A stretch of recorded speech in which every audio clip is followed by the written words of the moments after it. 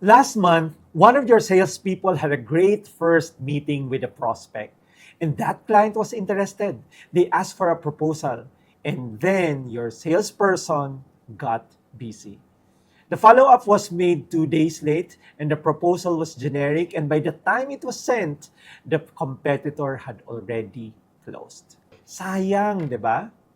I'm Jerry Ilaw, the co-founder of Darky and Otoma and the founding president of the Philippine AI Business Association. And in this video, I will show you 4 ways AI can help your team close more deals without replacing the thing that actually makes Filipino salespeople great.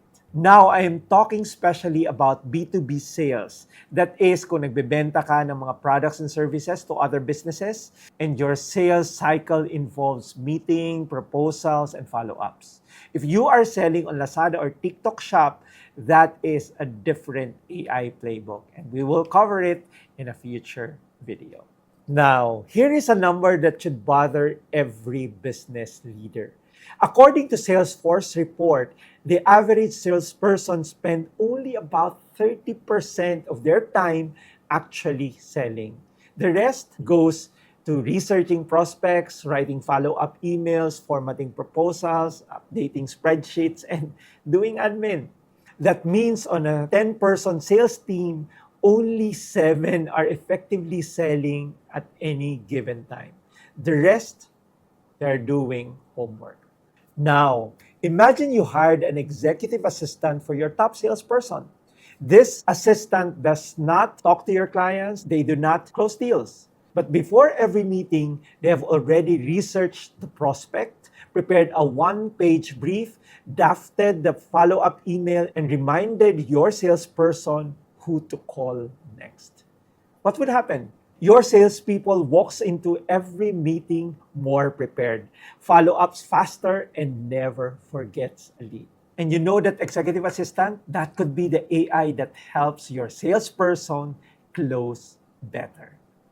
Ang daming deals na nawawala hindi dahil sa kakayahan ng tao mo, but dahil ang daming ginagawa nilang admin tasks. And here's the worst part. Studies show that 80% of B2B sales require 5 or more follow-ups to close. But 44% of salespeople give up after just one. And for a Filipino business where your sales team is also handling operations, customer service, and admin, follow-up is always the first thing that gets dropped.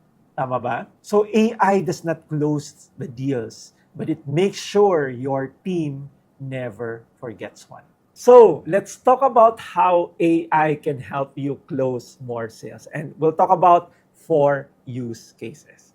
The first one is instant prospect research. Your best salesperson's secret is not charm. It is preparation. So they know the company before the meeting, they know the decision maker's background, and they have checked for recent news or changes. And most salespeople skip this. Bakit?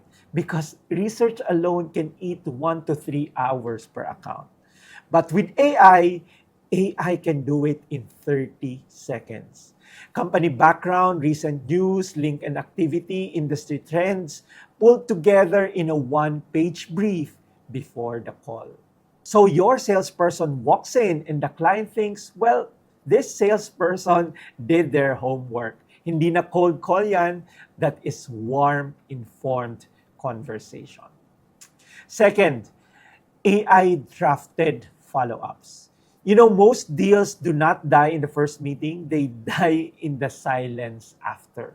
Your salesperson had a great conversation, got back to the office, got pulled in 3 or more other things, and by the time they sit down to write the follow-up, it has already been 3 days or more and the energy is gone. Well, AI can draft a follow-up email in seconds based on the meeting notes. It references what the client said, addresses their specific concerns, and suggests next step. The client gets a thoughtful, personalized follow-up within hours instead of days. So they stay warm. Ang dami kong nakikitang deal na namamatay dahil walang nag-follow up.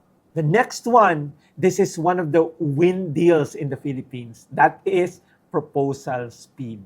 You know, in Philippine B2B, whoever sends the proposal first often wins. Filipino business leaders are used to waiting days. Some wait a week. Okay, by then the urgency is gone and a competitor already got there. So here, AI can draft the template. It can pull the standard pricing, it can format the document, and then your salesperson reviews, customizes the specifics like the client's name, the scope, and the special terms, and then sends it. Instead of 3 days, you can send it in 3 hours. And that is not just faster, that signals to the client that your company is serious in getting their business. So far, we've covered 3 things. AI researches the prospect before the meeting. AI drafts the follow-up so your team never goes silent. And AI speeds the proposal so you send first. And now the last one, and this changes the game entirely. Your sales team probably has 30, 40, 50, or maybe 100 leads at any given time. Without AI, they call whoever they remember, whoever they called last, and whoever they like talking to. But with AI, leads can be ranked. AI can look at who opened your email, who visited your website, who engaged with your content, and whose company just received funding or announced expansion. And tell your salesperson, call this one first. So, hindi na parang nangangapa sa dilim, but your team knows exactly where to focus your energy. And as we all know, businesses have limited time and resources, so you need to focus on leads that are hot. Think of it like our AI employee from our agentic AI video. This one sits beside your sales team, quietly sorting and prioritizing so that your people can spend their time on conversations most likely to close. Now, I know what some of you are thinking. Jerry, if I use AI for my sales team, will my client feel they are talking to a machine? Well, let me flip that. In Filipino business, deals are closed over lunch through referrals, through personal trust, through kilala kita, I know you.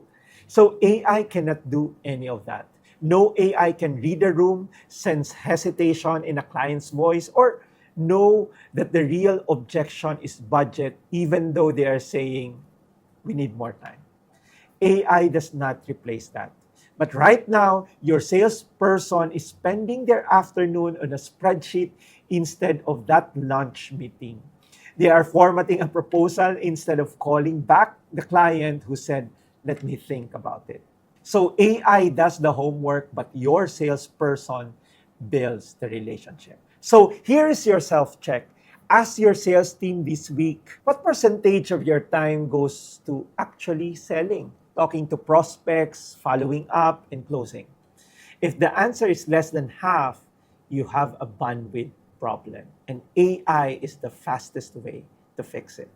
So next time someone asks you, how does AI help in my sales team? Well, you can say this. AI does not close deals. It makes sure your team never loses a deal they should have won. It can do the research, the follow-up, and the admin. So your salespeople spend their time on the relationship.